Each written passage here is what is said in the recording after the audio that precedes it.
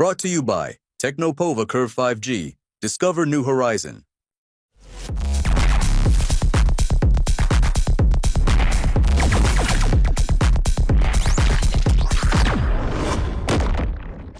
बिहार की सियासत में इन दिनों एक अलग ही किस्म की हलचल है। जनसुराज के झंडा बरदार प्रशांत किशोर नए फॉर्मूले पर चुनावी राजनीति की कड़ियां सेट करने में लगे हैं। न कोई शोर, न कोई तीखा विरोध, बस एक साफ सुथरी अपील। वो अपील क्या? वो अपील ये कि अगर हमारी पार्टी ने गलत उम्मीदवार को टिकट दे दिया तो वोट मत देना। ये लाइन किसी सोशल मीडिया यूजर की नहीं है, बल्कि एक पॉलिटिकल मास्टरमाइंड प्रशांत किशोर की है, जिन्होंने जनसुराज आंदोलन को पार्टी में तब्दील कर बिहार के 2025 विधानसभा चुनाव की स्क्रिप्ट लिखनी शुरू कर दी। अब उनकी इस अपील के पीछे की रणनीति और सियासत क्या है, यही आपको इस वीडियो में बताऊंगा। नमस्कार, टीवी 9 बिहार पर आपका स्वागत है। आपके साथ मैं हूं भविष्य त्यागी। प्रशांत किशोर ने सोशल मीडिया पर लिखा कि अगर हमारी पार्टी ने गलत उम्मीदवार को टिकट दिया है तो वोट मत देना। यह सिर्फ एक लाइन नहीं है, बल्कि आने वाले महीनों की उस रणनीति का ट्रेलर है जिसमें प्रशांत किशोर खुद को नीतीश कुमार, तेजस्वी यादव, बीजेपी और कांग्रेस से अलग खड़ा करते हैं।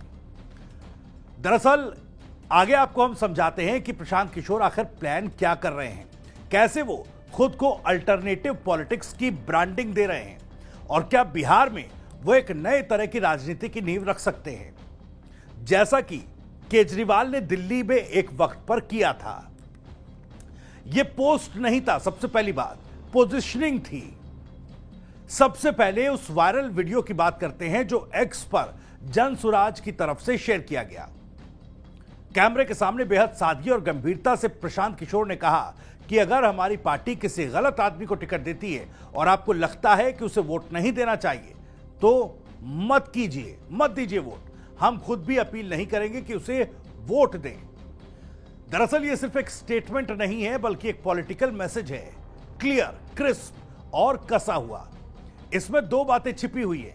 पहली, एक साफ सुथरी राजनीति का नैरेटिव। दूसरा, trust based voter connect strategy. PK ये नहीं कह रहे हैं कि बाकी सब चोर हैं, बल्कि वो कह रहे हैं कि हम अगर गलती करें तो हमें भी मत चुनिए।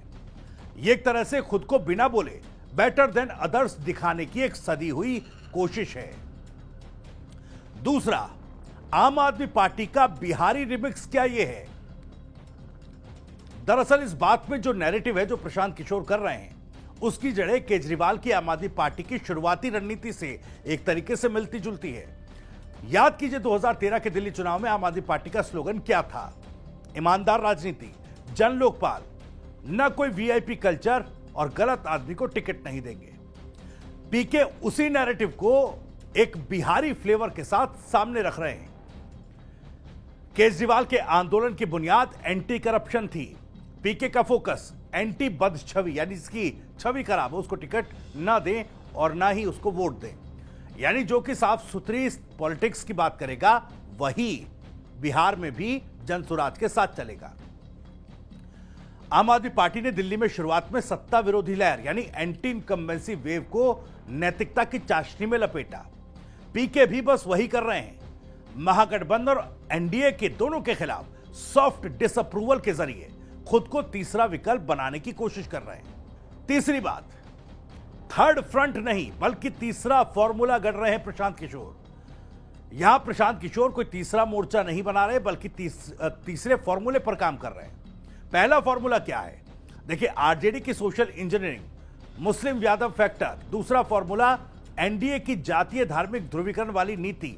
ये दो फैक्टर अभी मुख्य तौर पर बिहार की राजनीति में सतह पर दिखाई देती है, जिसके बारे में और जिस पर फोकस करके दोनों ही जो गठबंधन है, अलायंस है, वो आगे बढ़ रहे हैं। लेकिन प्रशांत किशोर ने तीसरा फॉर्मूला जो है वो सेट बिहार की राजनीति में लगभग कर दिया है और इसी पर वो आगे बढ़ने जा रहे हैं। तीसरा फॉर्मूला है educated, ethical and issue based politics. PK खुद बार बार कहते हैं कि जनसुराज किसी पार्टी के खिलाफ नहीं, यानी विरोध की पॉलिटिक्स नहीं, सुधार की पॉलिटिक्स वो करना चाहते हैं। यहां पर उन्होंने नेगेटिव कैंपेनिंग से दूरी बनाकर एक एथिकल हाई ग्राउंड ले लिया है। ये मूव पब्लिक के उस हिस्से को अपील करता है जो राजनीति से उकताया हुआ है लेकिन लोकतंत्र से उम्मीद अभी नहीं छोड़ी। चौथा पॉइंट क्या है? कैंडिडेट डिस्क्रिमिनेशन का सॉफ्ट टूल अपने इस बयान से, इस रणनीति से पीके तैयार कर रहे हैं। दरअसल पीके की जो ये बात है असल में एक पॉलिटिकल डिस्क्लेमर नहीं, एक स्मार्ट टूल है। वो कह रहे हैं कि अगर हमसे गलती हो तो खुद ही डिस्क्रिमिनेट कर लो। ये दो मकसद पीके के पूरे करता है। पब्लिक को एम्पावर्ड फील कराता है। दूसरा, टिकट डिस्ट्रीब्यूशन के वक्त पार्टी पर दबाव डालने वाले तत्वों से खुद को अलग दिखाना, यह भी एक स्ट्रैटेजी है। मतलब अगर कोई बाहुबली या धन्ना सेठ पार्टी में टिकट मांगता है और पीके का कैंप दबाव में आकर वो टिकट दे भी दे तो जनता को पहले से वोट रिजेक्ट की छूट दे दी गई है। इससे अकाउंटेबिलिटी का परसेप्शन बिल्ट होता है। पांचवा बिंदु क्या है? टारगेट ऑडियंस, पढ़ा लिखा ऊब चुका वोटर जो घिसी पिटी विरोध की राजनीति से ऊब चुका है, वो तबका, वो पढ़ा लिखा तबका इस रणनीति का मुख्य टारगेट है। वो युवा जो वोट तो करता है लेकिन विकल्पों से नाखुश है। वो नागरिक जो जाति पाति की राजनीति से परेशान है।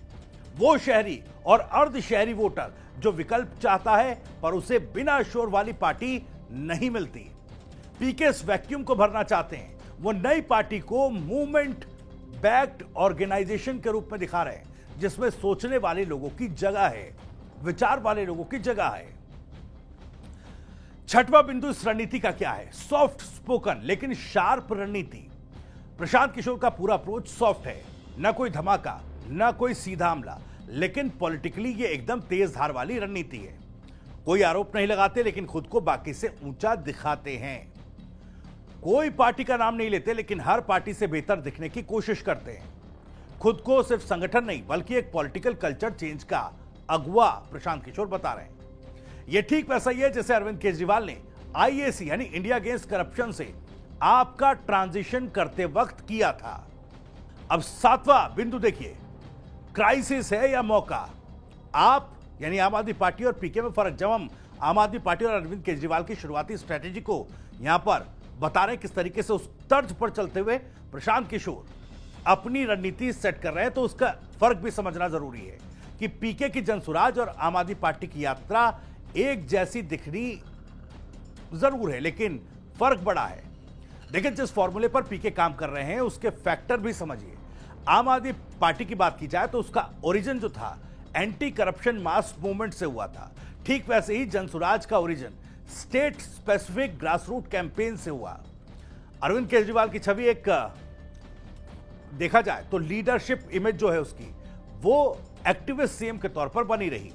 वैसे ही प्रशांत किशोर पॉलिटिकल स्ट्रेटेजिस्ट के तौर पर उभरे हैं और दोनों ही आम आदमी पार्टी तब की बात की जाए और अब जनसुराज की तो रिस्क लेवल भी देखिए, रिस्क एलिमेंट भी देखिए।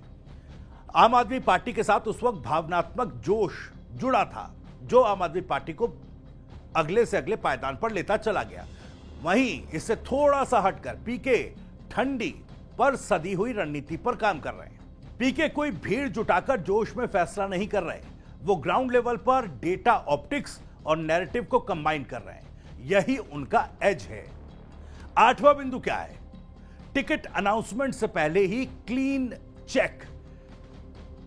यह जो बात पीके ने कही वो किसी उम्मीदवार की घोषणा के बाद नहीं, उससे पहले आया है। यानी पीके पहले ही संदेश दे रहे हैं कि अगर आप अगर पार्टी कोई गड़बड़ करे तो हम हीरो नहीं बनेंगे, आप ही फैसला कर लीजिएगा। यहां उन्होंने वोटर्स को प्री एम्प्टिव वीटो जो है वो दे दिया है। यह चीज बाकी पार्टियों से उन्हें अलग खड़ा करती है। नौवां बिंदु समझिए, क्या यह चलेगा बिहार में? बड़ा सवाल है, क्या यह नैरेटिव बिहार में काम करेगा? इसको भी थोड़ा समझते हैं। जेडीयू आरजेडी गठबंधन से मतदाता नाराज था, जिन्हें बीजेपी भी पसंद नहीं, वो मतदाता उस गठबंधन से नाराज हुआ था। जो पहली बार वोटर है, जो जाति के पार सोच रहा है, वो वोटर्स कहीं ना कहीं उनके साथ जुड़ सकता है, वो रणनीति उनके लिए काम कर सकती है। और जो जेडीयू आरजेडी के गठबंधन से नाराज जो वोटर थे, जिनको बीजेपी भी पसंद नहीं थी, उनके लिए एक विकल्प तैयार हो रहा है। पढ़ा लिखा मध्यम वर्ग जो विकल्प खोज रहा है, ये इस रणनीति के बिग प्लस है। लेकिन रिस्क फैक्टर क्या है? बिहार की राजनीति अब भी ज्यादातर कास्ट ड्रिवन है। लोकल कैंडिडेट्स और बूथ लेवल नेटवर्क अभी जनसुराज के पास मजबूत नहीं। वोटर ट्रस्ट तभी मिलेगा जब कैंडिडेट सिलेक्शन ग्राउंड लेवल से पार्टिसिपेटरी दिखेगा। ये तमाम चीजें हैं। 10वां बिंदु 2025 की स्क्रिप्ट में प्रशांत किशोर का रोल क्या है। प्रशांत किशोर अपने पुराने रोल कैंपेन मैनेजर से बाहर निकलकर अब खुद किंग मेकर बनने की या किंग बनने की कोशिश में है। उन्होंने जेडीयू, कांग्रेस, आम आदमी पार्टी सबके लिए काम किया, लेकिन अब वो खुद का ब्रांड बना रहे हैं। उनकी स्क्रिप्ट में कुछ साफ बातें हैं। No name calling, only constructive contrast, accountability by choice not compulsion, और एक हाइब्रिड मॉडल जो आंदोलन और राजनीति को जोड़ता हो। क्या बिहार में नई राजनीति की जमीन तैयार है? बिहार की पॉलिटिक्स में एक नई जमीन दरअसल तैयार की जा रही है, जिस पर नारे नहीं नैरेटिव बोया जा रहा है। प्रशांत किशोर इस जमीन को जनसुराज के जरिए जोत रहे हैं। उनका अंदाज अलग है, उनका एजेंडा साफ है और उनका टारगेट वही लोग हैं जो अब तक चुप थे, लेकिन अब राजनीति को एक विकल्प की तरह देखना चाहते हैं। यह आसान नहीं होगा, लेकिन अगर सफल हुआ तो बिहार की राजनीति में यह 2025 वाला चुनाव एक टर्निंग पॉइंट बन सकता है, ठीक वैसे जैसे 2013 का दिल्ली चुनाव था। खैर, इस वीडियो में इतना ही। वीडियो और जानकारी पसंद आई हो तो वीडियो को लाइक करें, ज्यादा से ज्यादा शेयर करें। आप भी इस मामले पर कुछ कहना चाहते हैं तो कमेंट बॉक्स आपके लिए खुला हुआ है। अपनी बात, सवाल और राय कमेंट बॉक्स के जरिए हम तक पहुंचा सकते हैं। बिहार से जुड़ी और भी तमाम खबरों को सबसे पहले जानने के लिए आप सब्सक्राइब जरूर कीजिए। TV9 बिहार। नमस्कार। Brought to you by Technopova Curve 5G. Discover new horizon.